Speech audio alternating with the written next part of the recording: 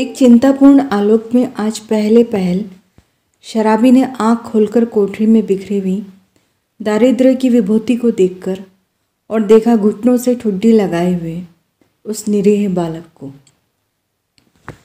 उसने तिल मिलाकर मन ही मन प्रश्न किया, किसने ऐसे सुकुमार फूलों को कष्ट देने के लिए निर्दयता की सृष्टि की?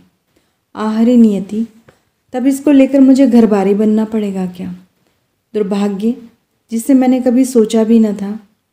मेरी इतनी माया ममता जिस पर अब तक केवल बोतल का ही अधिकार था, इसका पक्ष क्यों लेने लगी? तब क्या करूं? कोई काम करूं? कैसे दोनों का पेट चलेगा? नहीं, भगा दो इसे, आँख तो खोले। बालक अंगड़ाई ले रहा था, वह उठ बैठा।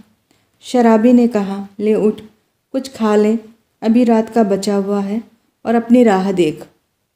तेरा नाम क्या है रे? बालक ने सहज हंसी हंसकर कहा, मधुआ। भला हाथ मुँह भी न धोऊं, खाने लगूं, जाऊंगा कहाँ? कहाँ बताऊं इसे कि चला जाए? कह दूं कि भाड़ में जा, किंतु वह आज तक दुख की भट्टी में जलता ही तो रहा है। वह चुपचाप घर से झल्लाकर सोचता हुआ निकला, ले पाजी, अब यहाँ लौटूंगा ही नहीं, तू ही इस कोठरी में रह। शराबी घर से निकला। गोमती किनारे पहुंचने पर उसे स्मरण हुआ कि वह कितनी ही बातें सोचता आ रहा था, पर कुछ भी सोच न सका। हाथ मुंह धोने में लगा। उजली हुई धूप निकल आई थी। वह चुपचाप गोमती की धारा को देख रहा था। धूप की गर्मी से सुखी होकर वह चिंता भुलाने का प्रयत्न कर रहा था कि किसी ने पुकारा, भले आदमी, रहे कहाँ? सालों पर दिखाई पड़े। तुमको खोजते खोजते मैं थक गया। शराबी ने चौंक कर देखा। वह कोई जान पहचान का तो मालूम होता था, पर कौन है यह ठीक ठाक न जान सका। उसने फिर कहा, तुम ही से कह रहा हूँ, सुनते हो? उठा ले जाओ अपनी सान भरने की कल, नहीं तो सड़क पर फेंक दूंगा। एक ही कोठरी जिसका मैं 2 रुपये किराया देता हूँ, उसमें मुझे अपना कुछ रखने के लिए नहीं है। ओहो राम जी, तुम हो भाई, मैं भूल गया था। तो चलो आज ही उसे उठा लाता हूँ। कहते हुए शराबी ने सोचा, अच्छी रही, उसी को बेचकर कुछ दिनों तक काम चलेगा।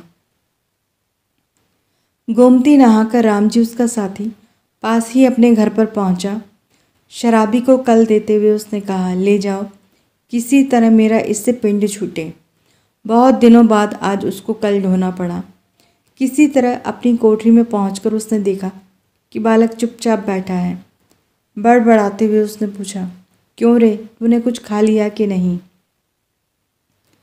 भर पेट खा चुका हूँ, और वह देखो तुम्हारे लिए भी रख दिया है, कहकर उसने अपनी मधुर हंसी से उस रूखी कोठरी को तर कर दिया। शराबी एक क्षण तक चुप रहा, फिर चुपचाप जलपान करने लगा। मन ही मन सोच रहा था, यह भाग्य का संकेत नहीं तो और क्या है। चलूं, फिर कल लेकर सान देने का काम चलता करूं, दोनों का पेट भरेगा। वही पुराना चरखा फिर सिर पड़ा। नहीं तो 2 बात किस्सा कहानी इधर उधर की कहकर अपना काम चला ही लेता था। फिर अब तो बिना कुछ किए घर नहीं चलने का। जल पीकर बोला, क्यों रे मधुआ, अब तू कहाँ जाएगा? कहीं नहीं। यह लो, तो फिर यहाँ क्या जमा गड़ी है कि मैं खोद खोद कर तुझे मिठाई खिलाता रहूँगा? तब कोई काम करना चाहिए। करेगा जो कहूँ। अच्छा, तो आज से मेरे साथ साथ घूमना पड़ेगा। यह कल तेरे लिए लाया हूँ। चल, आज से तुझे सान देना सिखाऊंगा। कहाँ रहूँगा इसका कुछ ठीक नहीं। पेड़ के नीचे रात बिता सकेगा ना? कहीं भी रह सकूँगा, पर उस ठाकुर की नौकरी न कर सकूँगा। शराबी ने एक बार स्थिर दृष्टि से उसे देखा। बालक की आंखें दृढ़ निश्चय की सौगंध खा रही थी। शराबी ने मन ही मन कहा, बैठे बिठाई यह हत्या कहाँ से लगी? अब तो शराब न पीने की मुझे भी सौगंध लेनी पड़ेगी। वह साथ ले जाने वाली वस्तुओं को बटोरने लगा। एक गट्ठर का और दूसरा कल का 2 बोझ हुए। शराबी ने पूछा, तू किसे उठाएगा? जिसे कहो। अच्छा, तेरा बाप जो मुझको पकड़े तो? कोई नहीं पकड़ेगा। चलो भी, मेरे बाप मर गए। शराबी आश्चर्य से उसका मुंह देखता हुआ कल उठाकर खड़ा हो गया बालक ने गठरी ला दी। दोनों कोठरी छोड़कर चल पड़े।